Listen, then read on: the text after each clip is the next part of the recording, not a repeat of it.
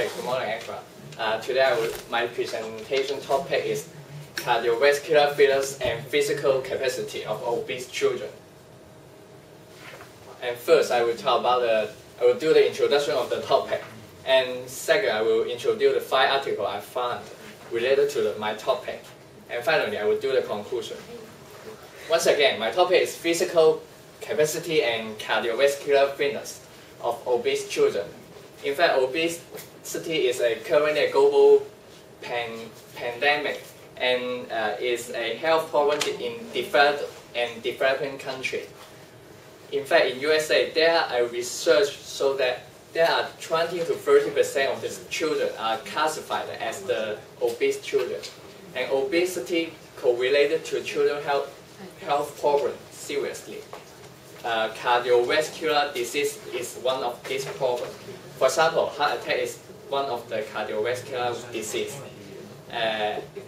Moreover, the obese children will have poor cardiovascular disease, cardiovascular fitness. They will have difficulty on performing activities such as running and playing football. And in fact, it is a vicious circle. For obese children, they will have poor cardiovascular fitness, so that they perform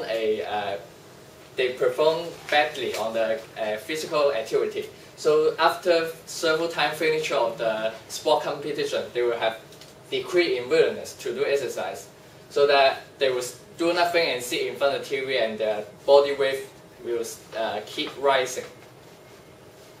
All of this is my article I found related to my topic. I will talk to you one by one now.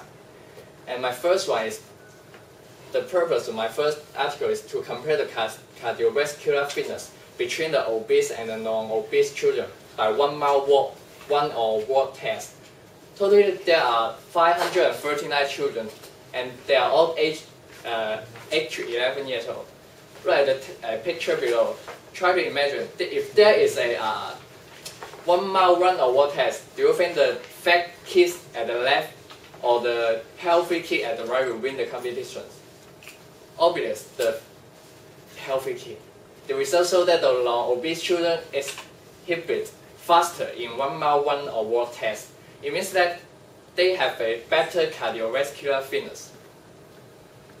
The limitation of this test is that the imbalance of the test sample. There are 421 non-obese children, while there are 180 obese children.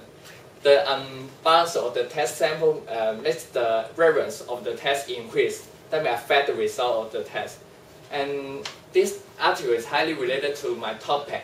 It has enough data to show obese children have worse cardiovascular fitness. My second article is to determine the prevalence of the hypertension, obesity in children in Brazil. There are totally 494 children aged 2 to 19 years old are tested. You can see here, the table here, there are more than 50% of the tested children increase in total cholesterol, and more than 14% of the children increase in LDL cholesterol, and more than 10% of the children will have a high blood pressure. It means that obese and increasing BMI students would have higher chance of getting hypertension. This article is highly related to my topic. It shows the close relationship between the obese and cardiovascular risk factor. The purpose of my first article is to study the effect of the heart rate variance and blood lipid level and physical capacity of the obese children. There are totally 30 children aged 9 to 11 are tested. The limitation of this test is the small number of the tested children.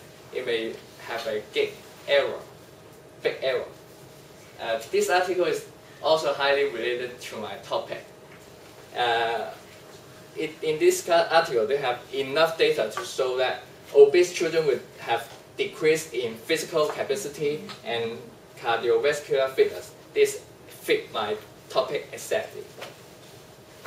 The result, you can see that in the table, the obese children will have higher in waist circumference, triglyceride level, cardiac sympathetic activity, and low frequency over high frequency ratio.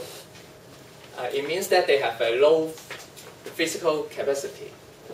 And also, the article found that the obesity changed cardiac autonomic control in the standing position. And this is my fourth article. Its purpose is to study the relationship between the change in number of moderate to rigorous physical activity, MVPA, and systolic blood pressure, SBP, during adolescence. The results show that the decrease in MVPA during the adolescence, the blood pressure will increase.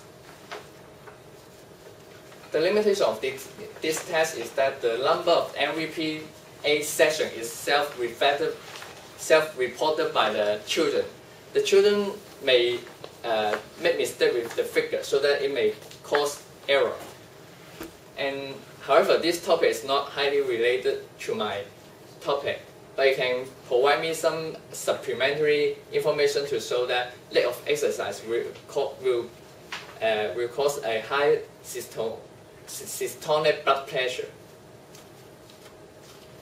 The purpose of my fifth article is to study the change of the measurements and cardiovascular fitness before and after the 20 minutes walk.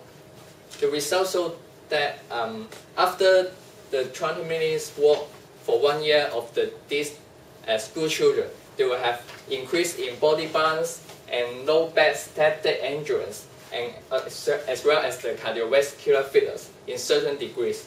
It means that their physical performance is highly improved.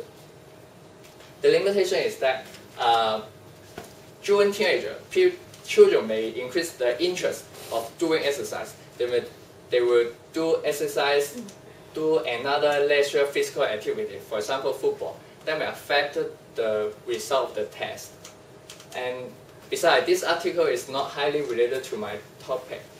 However, it will provide me some supplementary information. During regular exercise, it will have an increase in physical performance. To conclude, the obese children will have a lower physical capacity and lower cardiovascular fitness.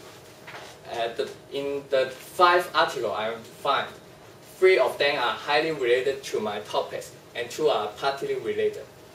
And all of these 5 articles have the common limitation is that the tested sample is limited, and the people of tested are come from a specific area and they are from the same area. That may affect the result of the test. And now you have listened for me for about 5 to 6 minute presentation. And please stop and think. If you are going to be a mother, you have a son. Do you want your son look like this fat boy or this smart, healthy, cute boy? Thank you. This is the end of my presentation.